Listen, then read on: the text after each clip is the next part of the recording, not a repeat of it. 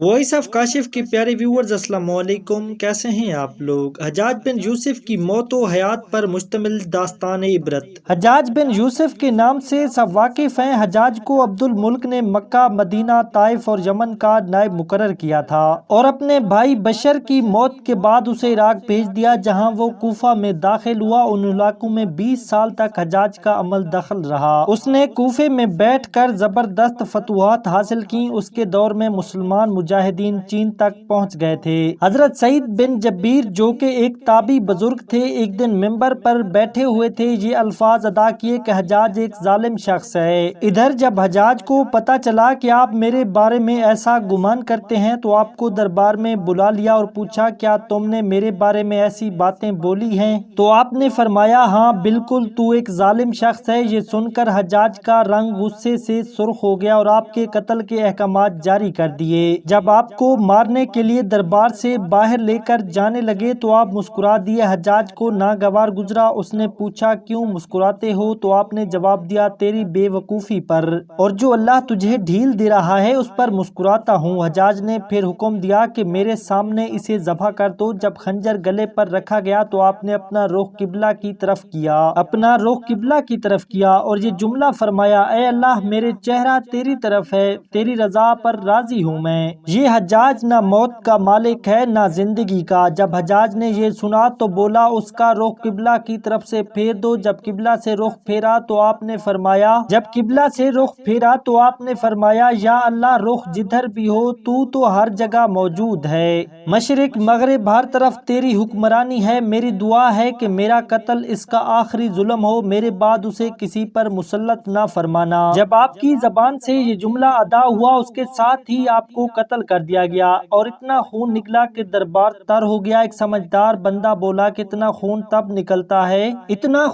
نکلتا ہے جب کوئی خوشی خوشی مسکراتا ہوا اللہ کی رضا پر راضی ہو جاتا ہے۔ حجاج بن یوسف نے ہی قرآن پاک پر اعراب لگوائے۔ اللہ تعالیٰ نے اسے بڑی فصاحت و بلاغت اور شجاعت سے نوازا تھا۔ حافظ قرآن تھا، شراب نوشی اور بدکاری سے بچتا تھا۔ وہ جہاد کا دھنی تھا، فتوحات کا حریص تھا، مگر اس کی تمام اچھائیوں پر اس کی ایک برائی نے پردہ ڈال دیا۔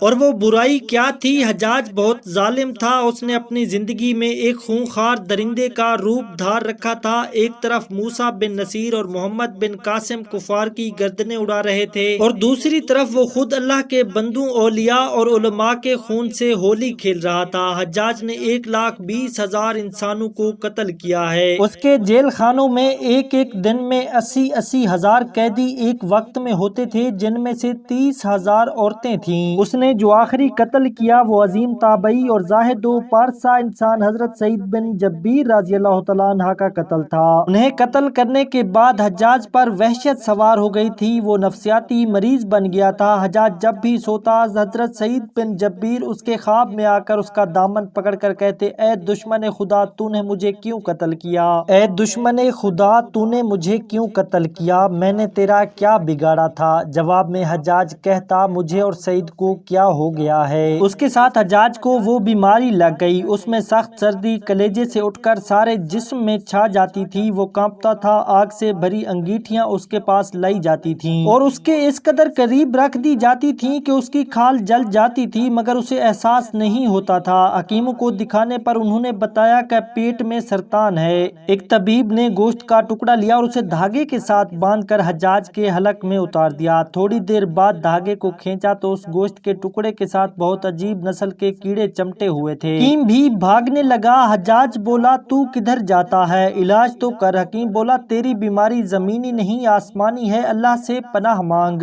حجاج جب مادی تدبیروں سے مایوس ہو گیا تو اس نے حضرت حسن بصری رحمۃ اللہ علیہ کو بلوایا اور ان سے دعا کی درخواست کی۔ وہ حجاج کی حالت دیکھ کر رو پڑے اور فرمانے لگے، میں نے تجھے منع کیا تھا کہ نیک بندوں کے ساتھ چھیڑ چھاڑ نہ کرنا اور ان پر ظلم نہ کرنا، مگر تو باز نہ آیا۔ آج حجاج عبرت کا سبب بنا ہوا تھا، وہ اندر باہر سے جل رہا تھا، وہ اندر سے ٹوٹ پھوٹ چکا تھا۔ حضرت سعید بن جبیر رضی اللہ تعالیٰ عنہ کی وفات کے 40 دن بعد یہ حجاج کی بھی وفات ہو گئی تھی۔ جب دیکھا کہ بچنے کا امکان نہیں تو قریبی عزیزوں کو بلایا، جو بڑی کراہت کے ساتھ حجاج کے پاس آئے اور اور بولا میں مر جاؤں تو جنازہ رات کو اٹھانا اور صبح ہو تو میری قبر کا نشان بھی مٹا دینا، کیونکہ لوگ مجھے مرنے کے بعد قبر میں بھی نہیں چھوڑیں گے۔ اگلے دن حجاج کا پیٹ پھٹ گیا، موت واقع ہوئی۔ اللہ ظالم کی رسی دراز ضرور کرتا ہے، لیکن جب حساب لیتا ہے تو ظالم سے تو فرشتے بھی خشیت الہی سے کانپتے ہیں، عرش ہل جاتا ہے۔ اللہ ظالموں کے ظلم سے ہم سب کو محفوظ رکھے۔ پیارے ویورز، یہ تھی ہماری آج کی ویڈیو، امید ہے کہ آپ سب کو پسند آئی ہوگی۔ اور بھی اچھی ویڈیوز اور کہانیاں دیکھنے کے لیے ہمارے چینل کو ضرور سبسکرائب کر لیجئے۔ اپنا بہت سارا خیال رکھیے۔ اللہ حافظ۔